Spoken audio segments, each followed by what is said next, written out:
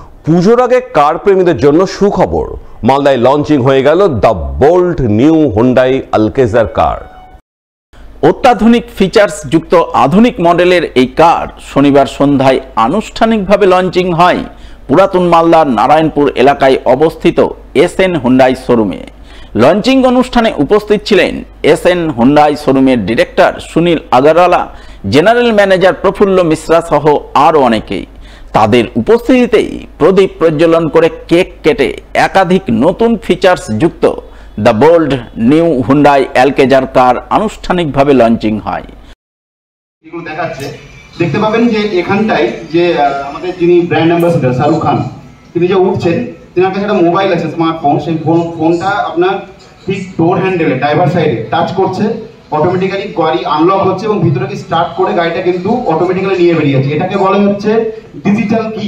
যখনই হুন্ডাই কোনো গাড়ি লঞ্চ করে তখন নতুন টেকনোলজি, যেটা বেস্ট টেকনোলজি, সেটা নিয়ে আসে। তো অ্যালকাজার বোল্ডে সেই টেকনোলজিগুলোই আমি এখন বুঝতে পারলাম যখন বলছিল, সেই টেকনোলজিগুলো নিয়ে এসছে। পিছনের সিটেও আমাদের এসি ভেন্টিলেশন আছে, যেটাতে পিছনের সিটে বসেও যদি আমাদের পিঠে গরম লাগে আমরা এসি ভেন্টিলেশনটা ইউজ করতে পারি গরমে, যেটা হয়তো আমাদের খুব ভালো কাজ করবে।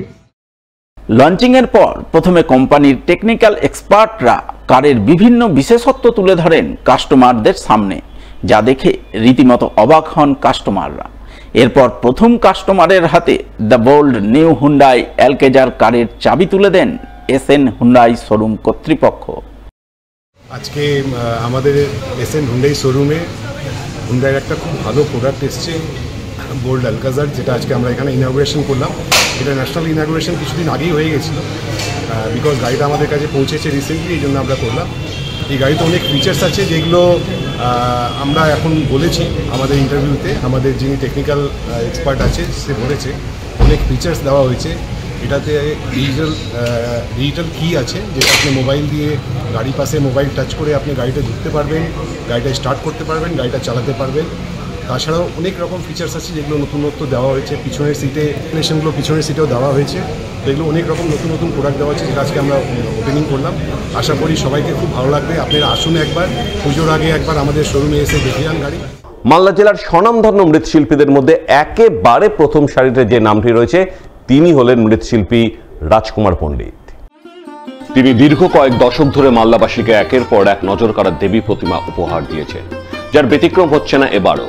এবছর তিনি গড়ছেন মোট 6খানা দেবী প্রতিমা। এর মধ্যে 3টি প্রতিমা ক্লাবের এবং বাকি 3টি বাড়ি। ক্লাবের 3টি প্রতিমা 3টিতেই ফুটিয়ে তুলছেন নিজের অভিনব শিল্প ভাবনা। যার সবচেয়ে নজর কাড়া প্রতিমা হতে চলেছে চায়না হতে উমা।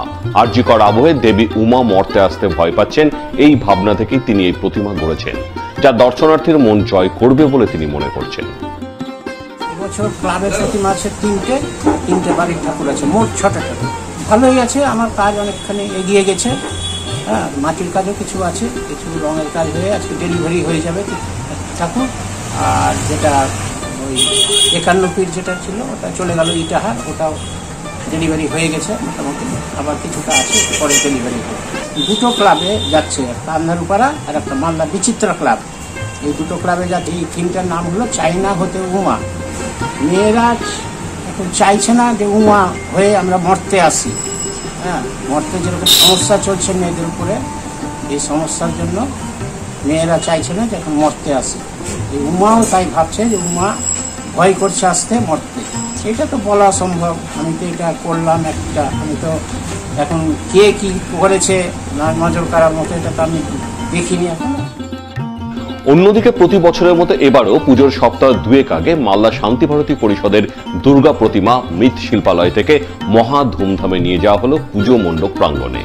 এই উপলক্ষে এদিন মৃৎশিল্পালয় থেকে মালদা বাঁশবাড়ি শান্তি ভারতী পরিষদ পর্যন্ত এক বর্ণাঢ্য শোভাযাত্রার আয়োজন চোখে পড়ে। ব্যান্ডবাদ্যি, ঢাকঢোল, কাসরের জোরালো ধ্বনিতে শোভাযাত্রা পর্ব আনন্দ মুখরিত হয়ে ওঠে।